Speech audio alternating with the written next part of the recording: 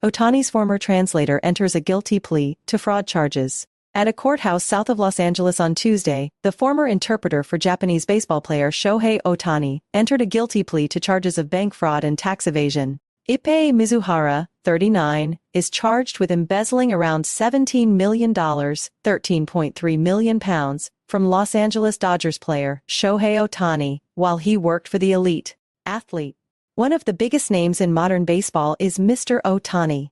Before the 2024 season, he inked a record 10-year, $700 million contract with the Dodgers, solidifying his position as the team's and Major League Baseball's face. Mizuhara allegedly used the baseball player's money to settle his growing debt from gambling, according to the prosecution. The guilty plea was a component of an agreement the former interpreter made with the prosecution to receive a lighter sentence. Since the initial reports of the allegations surfaced in March, baseball fans in Japan and the United States have been following the issue closely. Mizuhara is alleged to have stated that he got deeply into debt from gambling at his Tuesday appearance in a federal court in Orange County. He claimed that using the money he wired from Mr. Ohtani's account was the only way out.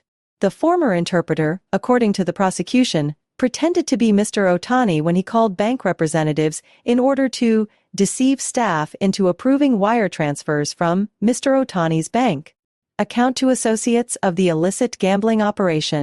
He's also been charged with tax fraud. When announcing the accusations last month, U.S. Attorney Martin Estrada stated, "The extent of this defendant's deception and theft is massive. He abused his position of trust to exploit Mr. Ohtani and support a risky gambling habit.